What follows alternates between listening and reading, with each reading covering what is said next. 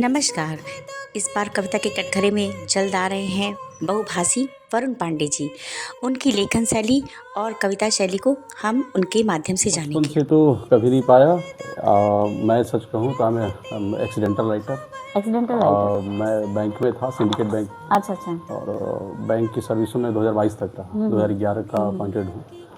तो मैं प्रयागराज ट्रांसफ़र होकर आया बेंगलोर से। और वहाँ प्रकृति के द्वारा जो प्लान किया गया था तो उससे मुझे चोट लगी, स्पाइन की इंजरी हुई और 7 महीने ऑन बेड रहा मैं।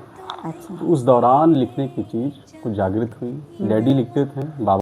नमस्कार, मैं हूँ कविता पांडे और आज कविता के कटघरे में एक ऐसी शख्सियत उतरी है देवरिया की जो अपने सनातन धर्म और संस्कृति को बचाते हुए और उसके साथ चलते हुए कई किताबों का उन्होंने लोकार्पण किया है और मार्केट में की किताबें आई हैं जो अपने सनातन मार्गदर्शन देते हुए आजकल के जो बच्चे हैं, युवा पीढ़ी है, उसको ये बताना है कि हाँ, हमें पढ़ना भी है, लिखना भी है, लेकिन अपनी संस्कृति के साथ और अपने संस्कार के साथ चलना भी है। सबसे अच्छी पुस्तक नेत्रा है, सुंदरकांड का पुनर्सृजन है और निषाद राज के राम और श्रीवर के गिरधर, इस तरह की इनकी तमाम पुस्तकें हैं। यहाँ तक कि इंग्लिश लैंग्वेज में भी इन्होंने बहुत सी पुस्तकें लिखी हैं। रिवर सिंबल ऑफ इंटीमेसी, तपस, सबसे फेमस पुस्तक इनकी एक तपस है। जो इस तरह की कई पुस्तकें हैं, मैं गिनाती रहूँगी तो गिनाती रह जाऊँगी, लेकिन मेरे कहने का बस शुरुआत यही है कि इतनी पुस्तकों के साथ और अपने देवरिया में इतनी बड़ी प्रतिभा यहीं तक सीमित रह जाए, ये भी अच्छी बात नहीं है। इसी बात के आगे मैं वरुण जी का स्वागत करती हूँ। Thank you. वरुण जी, आप मुझे ये बताइए, आपकी ये जो लिखने की एक हैबिट थी, जो आदत थी, ये आपने बचपन से देख पाई? बचपन से तो कभी नहीं पाया। मैं सच कहूँ तो मैं एक्सीडेंटल राइटर।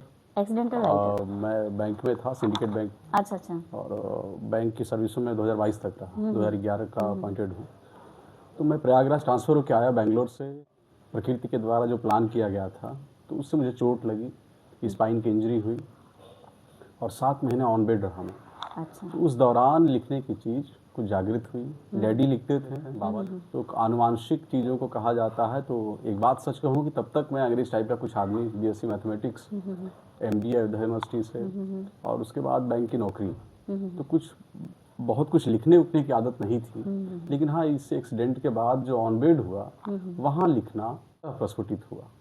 और सच कहूँ कुछ मार्गदर्शन भी, सच कहूँ एक बात और की, तो अगर वहाँ से देखा जाए तो तपस्थली के रूप में देवरिया, इसने लिखने का एक मार्गदर्शन मुझे प्रदान किया। देवराहा बाबा की भूमि, देवभूमि, जिसने आपको मार्गदर्शन दिया।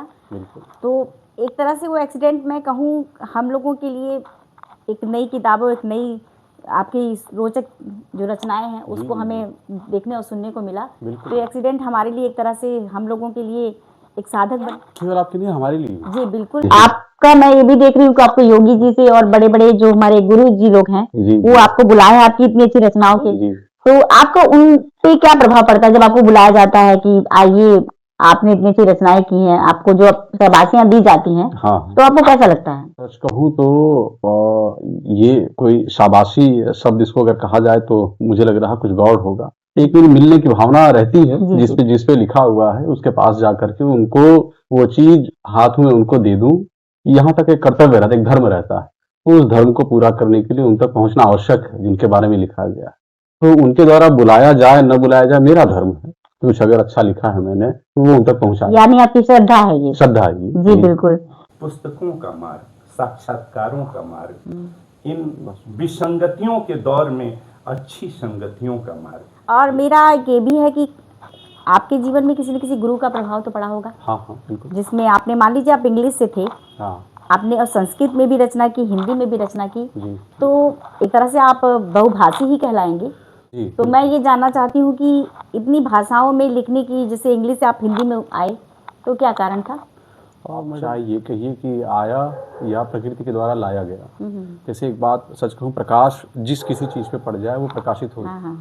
भगवान की कृपा है। अगर आप चमत्कार शब्द का अर्थ जानना चाहती हैं कि क्या होता है, तो मैं जीवंत उदाहरण। मुझे आज भी हिंदी की मात्रा इन सब में कठिनाई होती है। कुछ लिखने के बाद कभी कभी गुरुजी फोन करते हैं या आशुतोष भैया हमारे, ये लोग फोन करके कहते हैं कि ये मात्रा यहाँ गलत है, उस मात्रा को ठीक कर लीजिए। तो हिंदी की मेरी इतनी ही जानकारी है। भाव प्रधान, भाव जो है भगवान से जुड़े रहते हैं। जी जी। उन भावनाओं पे ही आकर के जो कुछ लिखा जाता है वो आ जाता है। यानी आप कहना चाह रहे हैं आपके अच्छे और परम मित्र आशुतोष सर जी का भी मार्गदर्शन रहता हाँ, है। वो मित्र तो नहीं कहूँगा, बड़े भाई हैं। बड़े भाई हैं, अच्छा, बहुत गार्जियन अच्छी की बात तरह है, वो सबको मार्गदर्शन देते हैं, जी, इसमें जी। कोई दिक्कत नहीं है। और वो जब साथ में कोई स्वर ना हो और छाया के लिए तरवर ना हो, जब अपने हुए पराए हों, संकट के बादल छाए हों, जब अंधियारा हो खूब घना, तुम आँख मूंद कर ऐ साथी एक राह पकड़ चलते वाह जाना, वाह वाह, एक राह पकड़ चलते जाना। तो सत्य का मार्ग, ईश्वर का मार्ग, सनातन के चलना है, जरूर हमारी गाड़ी कहीं न कहीं पहुंचेगी। जी बिल्कुल। एक और क्वेश्चन मेरा ये है कि भगवान से आप जुड़े ही, जब आपने बताया कि एक्सीडेंट हुआ है जयपुर में, हाँ। तो आपको कहीं ना कहीं एक आभास तो हुआ होगा कि हाँ मैं भगवान के समर्पण में हूँ, तभी इतनी आपने अपने घर में भगवत गीता से लेके सारी किताबें रखी हैं। तो ये आपके नाम के अनुरूप वरुण जी, और एक जी। भक्ति भाव दिख रहा है, तो इसका जीवन में आपको क्या? अभी आपके आने के पहले सच बताऊं, एक पुस्तक ग्रंथ एक है उसकी भक्तमाल, और मैं जो आपकी ऑडियंस है उनसे भी कहूंगा हाँ हाँ हाँ। कि जीवन में जब समय हो तो भक्तमाल ग्रंथ जो है नाभादास जी के द्वारा जी, लिखा जी, गया जी, उसका हाँ। अध्ययन जरूर करें। उसकी शुरुआती पंक्ति मैं उसके कुछ पेज से, कुछ महीनों से शुरू के कुछ पेज पे ही अटक जाता हूँ जाकर, उससे आगे, क्योंकि हर बार 10-12 पेज पढ़ने में शुरू की 4-5 लाइन में कुछ नया मिल जाता है, अच्छा। और उसके बाद अभी बैठ करके 2 पेज लिखा।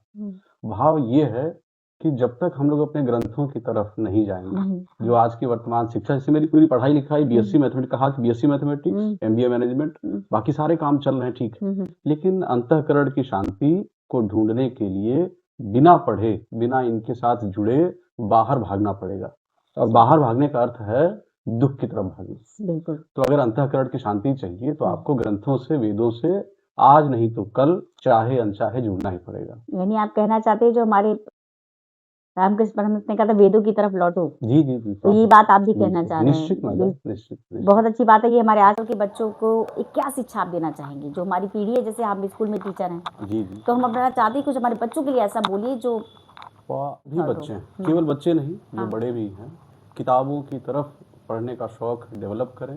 घर में कुछ नहीं कर सकते हैं तो हर एक घर में, भारतवर्ष में रामचरितमानस सबके घर में, सबके घर में, तो इंस्टेड ऑफ उसको किताब की तरह सजा करके रखा जाए, बच्चे पास से कम बच्चों को अगर शिक्षा देनी है तो उनसे अनुशासन हटा करके वो किसी भी समय पढ़ना चाहे उनको पढ़ने दीजिए, किसी भी तरह से ग्रंथ से जुड़ने दीजिए।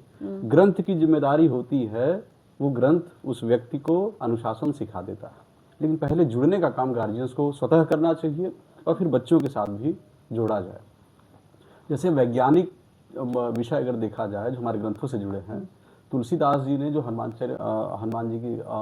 चालीसा की रचना की, वो फतेहपुर सीकरी जेल में चमत्कारिक घटना घटी थी। सही बात। काशी विश्वनाथ मंदिर में वेद शास्त्र, फिर जाकर के रामचरित शास्त्र के बाद तब नीचे रामचरितमानस जी को रखा गया। वो सबसे ऊपर मिले, काशी नरेश के 350 सैनिक घेर करके बैठे हुए थे, वो उस समय की घटना है। ये चमत्कारिक घटनाएं हैं। अब इनका अगर आप जिक्र नहीं करेंगे समाज में तो होगा क्या कि जैसे someone has been found out H2O, किसी ने ढूंढ लिया है कि हाँ हाइड्रोजन के 2 एटम, ऑक्सीजन का 1 एटम मिला करके H2O की रचना हो गई, जल बन गया।